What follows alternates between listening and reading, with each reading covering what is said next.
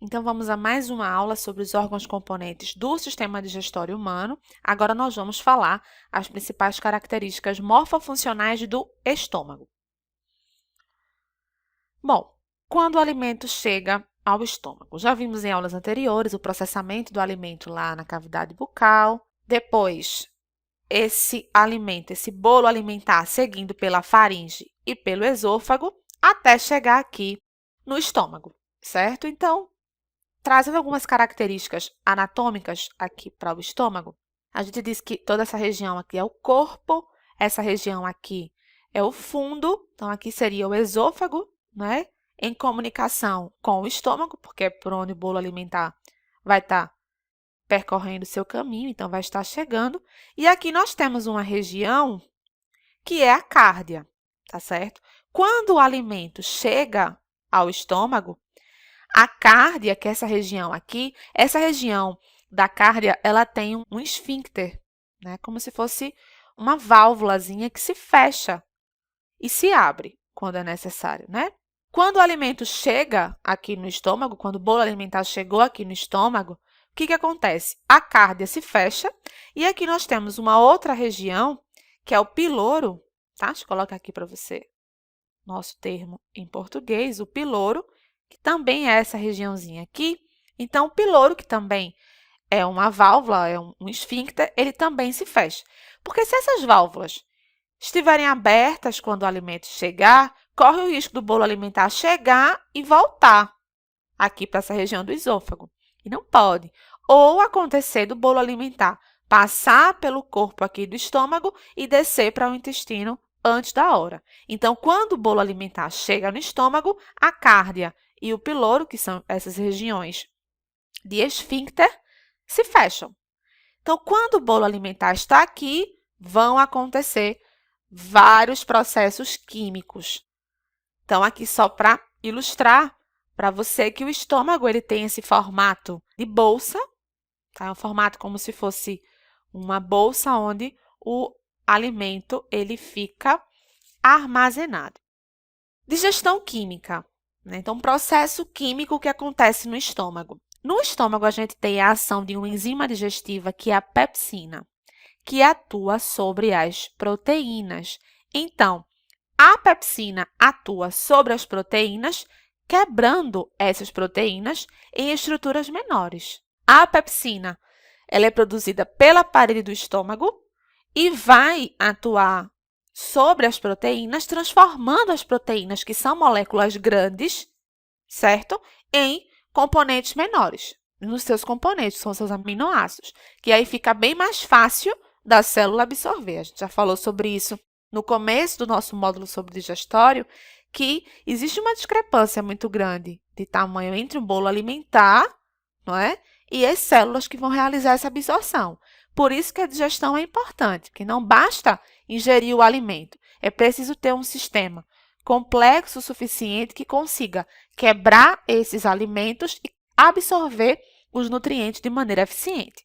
Então, a digestão química aqui no estômago, pepsina, que é uma enzima digestiva que vai atuar sobre as proteínas.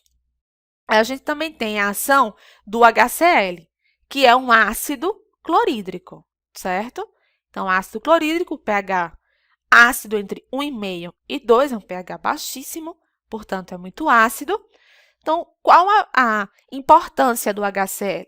Primeiro, é promover um pH ideal para a atuação da pepsina. A pepsina é uma enzima que só vai atuar em meio ácido. Então, essa acidez do meio é garantida pelo HCl, é garantida pelo ácido clorídrico. Além disso, proteção contra micro-organismos, tá certo? Então, pH ideal para a atuação da pepsina é o HCl, que vai deixar o pH do órgão ácido, e a proteção contra micro-organismos. Agora, a natureza ela é perfeita e, já que nós temos a atuação do HCl no estômago, o que acontece? O estômago ele vai produzir um muco, certo? Ele produz um muco que protege as paredes do estômago contra a ação do suco gástrico, né? Que é formado pelo HCl, pela pepsina e por outros componentes. Então, esse muco vai garantir uma proteção contra o suco gástrico, né, que é composto pelas proteínas, todos esses componentes, pepsina, o HCl. Então, o muco ele é produzido para garantir essa proteção. Então, proteção contra o HCl, produção de muco, que protege as paredes do órgão contra a ação do suco gástrico. Digestão química. O bolo alimentar, ao sofrer a ação do suco gástrico, passa a chamar-se quimo. É o processo de quimificação. Então, o bolo alimentar, quando chega ao estômago e sofre a ação do suco gástrico, não vamos chamar mais de bolo alimentar, nós vamos chamar agora de quimo, processo de quimificação. O volume aproximado do estômago é de 2 litros em adultos. Esse valor pode variar. Um outro ponto que eu quero abordar com você é que o estômago, ele também apresenta movimentos peristálticos. Então, existem movimentos de peristaltismo, ou seja, movimentos de contração e relaxamento muscular no estômago. Então, o peristaltismo ele não está restrito só ao esôfago, por exemplo. A gente também tem movimentos peristálticos no estômago. Para finalizar nossa aula, nós vamos falar de alguns problemas comuns que estão relacionados ao estômago. Vou começar falando sobre a gastrite, que é a inflamação da mucosa gástrica. Então, esse gastro é de estômago, né? Ite de inflamação, então, inflamação da mucosa gástrica. E aí, trazendo para você as inflamações mais ocorrentes aí no estômago, a úlcera e a gastrite. A gastrite ela pode provocar atrofia da mucosa gástrica e pode ser causada também por bebidas alcoólicas. A gente tem vários fatores, a gente também tem uma gastrite, que é a gastrite nervosa. Essa inflamação no estômago leva a fortes dores. Quem tem esse tipo de problema relata que é como se fosse um queimor, é como se queimasse realmente, porque está inflamado, né, bem inflamado, então a mucosa fica inflamada. E se não for tratada, ela pode provocar a atrofia da mucosa gástrica e também pode causar uma insuficiência do órgão. E nós temos também a úlcera. A úlcera, ela acontece em especial na região da cárdia e do piloro. Então, são nas regiões dos esfíncteres, né? Na região da cárdia e do piloro é onde a úlcera ela tem sua ocorrência. E a úlcera também pode ser causada por uma bactéria, que é a tão famosa H. pylori, que tem como nome científico Helicobacter pylori.